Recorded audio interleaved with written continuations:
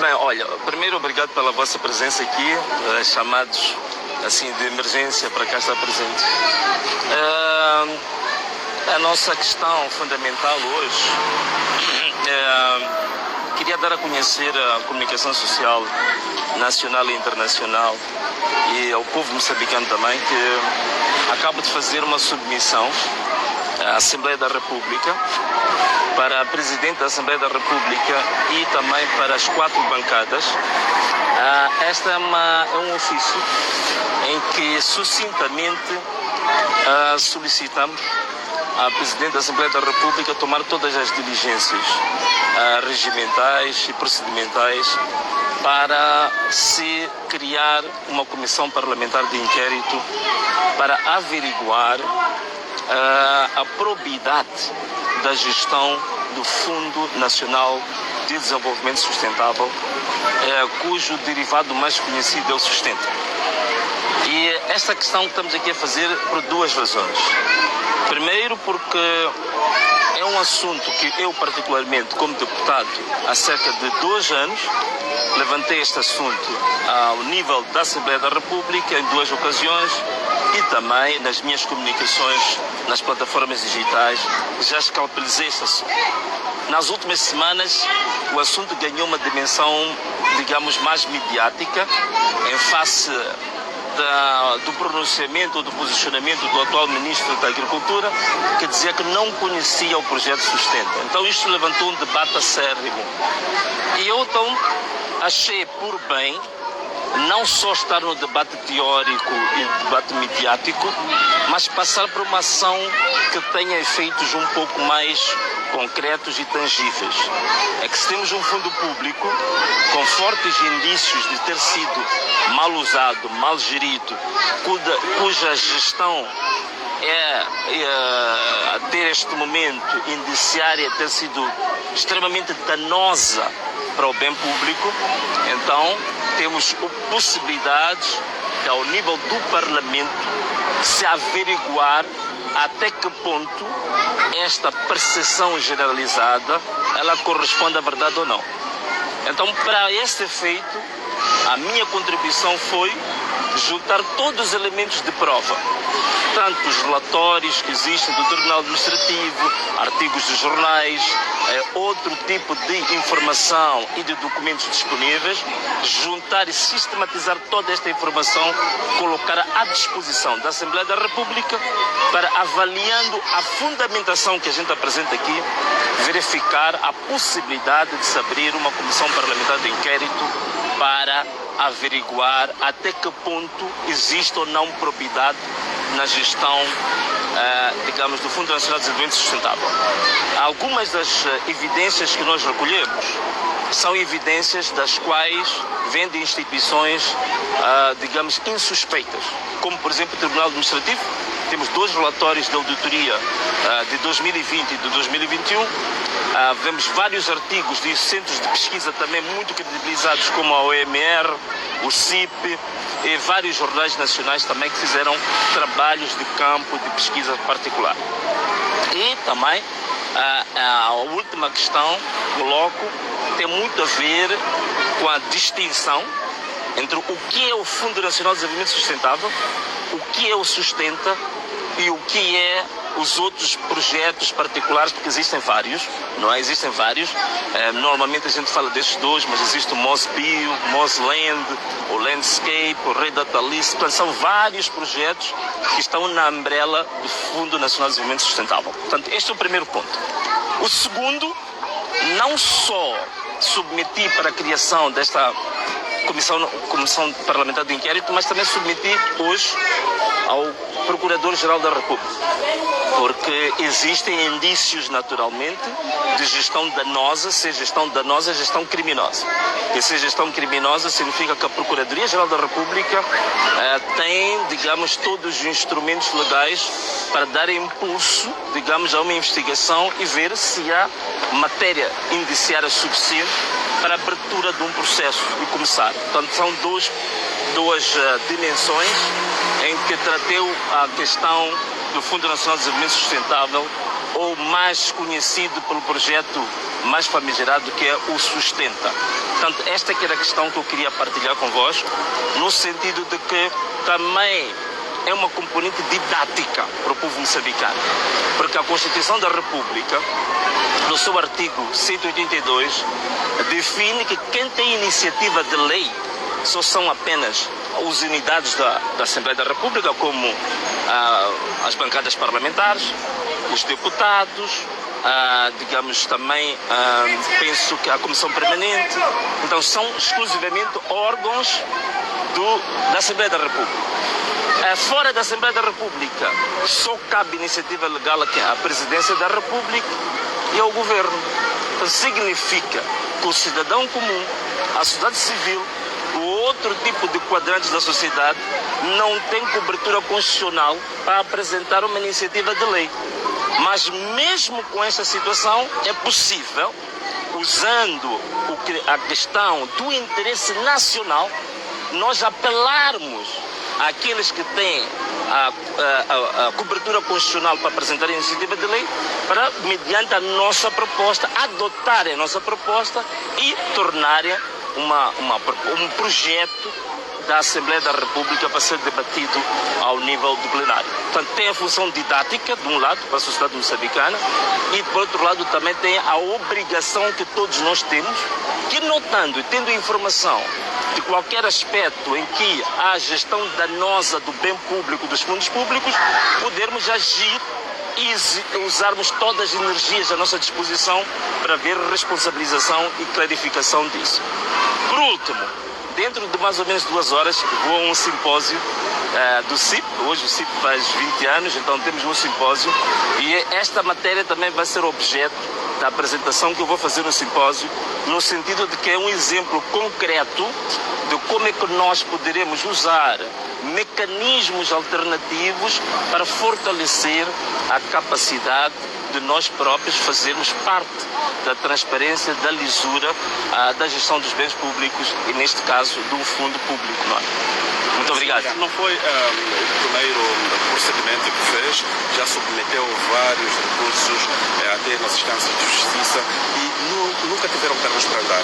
Será que desta vez haverá resposta?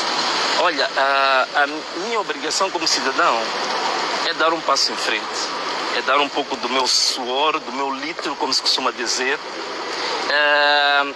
Depois, há outra questão que é importante.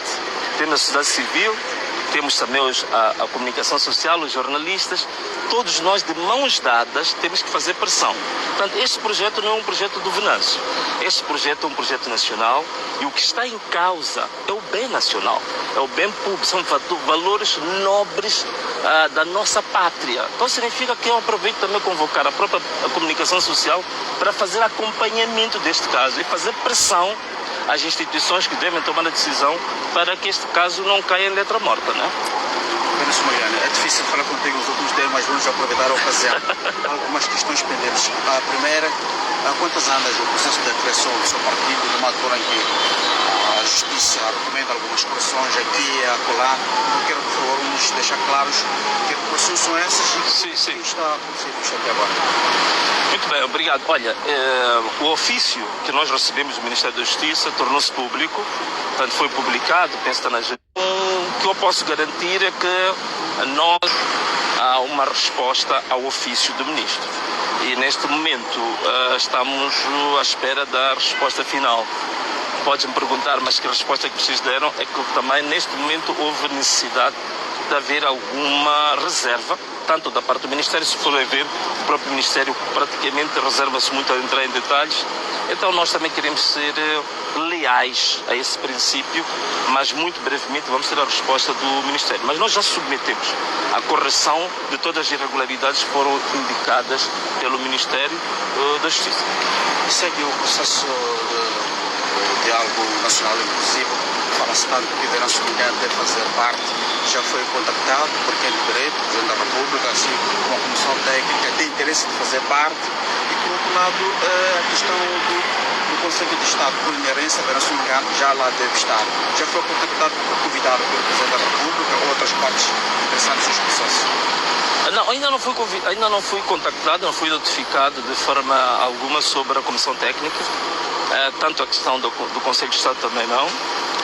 Mas em relação à Comissão Técnica, no último encontro que nós tivemos na Presidência da República, nós colocamos esta questão perante o chefe do governo e também os facilitadores, que nós, apesar de ainda o nosso partido estar em processo ainda de registro, nós tínhamos manifestado interesse de alguns membros do nosso próprio projeto político integrarem a Comissão Técnica. Esta pretensão nossa foi acolhida, mas sobre a condição de ouvir os partidos que já estão integrados. Como a plataforma era partidária, disseram que, bom, em respeito ao critério partidário imposado, temos que consultar os partidos se estão de acordo ou não. Então nós, até este momento, nós não temos ainda a resposta relativamente à pretensão de participar, mas nós temos interesse em participar. Em relação ao Conselho de Estado, sim, o Conselho de Estado não é uma questão, discutível, não é um almoço grátis, portanto, não é nenhuma generosidade, é por direito. Portanto, a Constituição da República que dá esse direito. Agora, ainda não fui notificado até este momento, não sei razões concretas disso, mas se vou, talvez essa pode ser outra pergunta, se eu vou tomar assento ou não, essa é uma matéria também está em reflexão. Há quem diz, há juristas que dizem que não é preciso tomar assento, porque se já vê na Constituição a entrada é imediata. É como aquilo que em informática chama-se de o default, né? Quer dizer, há daquelas operações que elas já existem por si só. Quando você compra um celular, já sabe que em princípio ele já vem com software, portanto já não precisa de comprar o software para o celular, ele já está lá. Então, em princípio, a partir do momento que a própria Constituição da República coloca isso como a posição por inerência de funções, significa que não depende da vontade particular de ninguém, depende apenas do visado de ir tomar assento ou não. Há quem defende essa posição, mas há quem diz que não, tem que se formalmente tomar posse, assinar o termo de posse. Mas de uma forma ou de outra, é uma matéria também em reflexão, é uma matéria que a nível do nosso projeto político estamos a discutir isso já desde ontem. E hoje vamos ter mais um encontro que é para concluir o nosso posicionamento definitivo relativamente a isso. E sobre os últimos 2 encontros que manteve com o Presidente da República, levantaram grande curiosidade para os seus seguidores. Será acertado algum acordo com o Presidente da República, do ponto de vista de segurança, da sua própria integridade física? Não. Em relação à minha pessoa, aproveito até agora as câmaras da televisão e eu vi aí um entertainment, um apresentador de televisão até a fazer uma piada, dizer que o meu operador esteve lá a entrevistar o Venâncio, se eu estivesse lá eu ia perguntar ao Venâncio se ele comeu ou não comeu. Quer dizer, no sentido de que houve algum benefício particular para mim. Quero vos garantir aqui, de olhos bem abertos, a olhar sem nenhum receio, eu não pedi e não exigi e nem vou exigir nenhum benefício particular à minha pessoa. Seja em matéria de segurança, seja em matéria financeira, seja em matéria econômica, seja em matéria de qualquer benefício material ou de qualquer outra forma. Não tenho interesse nenhum em benefícios particulares. Agora, o que eu pedi, o que nós colocamos, o que foi acordado, é haver celeridade no processo da amnistia relativamente às pessoas que estão detidas, são mais ou menos 4.000 pessoas. Tem que haver celeridade na instrução ao Serviço Nacional de Saúde, que é um serviço público, para se garantir tratamento médico e medicamentoso gratuito a todas as pessoas que foram feridas durante o processo das manifestações. São mais ou menos 2.000 pessoas. E também garantir compensação às famílias que perderam os seus garantes de sustento. Portanto, há muitas famílias que perderam pai, que garantia o sustento da casa. É preciso, isso é uma obrigação do Estado, nós entendemos que é uma obrigação do Estado compensar essas famílias que se encontram nessa situação. E, por último, talvez possa dizer que também essa situação que nós tivemos aqui a levantar, que é exatamente passos concretos para o tal aspecto inclusivo do debate, do diálogo. Então, o aspecto inclusivo do diálogo significa integrar a parte do projeto político do Venâncio Mondlane. Portanto, é basicamente isto que nós discutimos no outro dia. Outro aspecto importante que esse se concretizou, os outros estão pendentes, portanto, até esta altura ainda não estão operacionalizados, mas também houve um comunicado em que o comunicado fez referência que havia necessidade de o espírito do diálogo a nível central ser transmitido também para nível das províncias e dos distritos. Significa que o meu projeto político a nível dos meus coordenadores provinciais e distritais, a partir daquele comunicado, ficavam com mandato de submeterem ofícios aos governadores provinciais, aos secretários de Estado, para terem encontros para operacionalizar os consensos, sobretudo na matéria de segurança.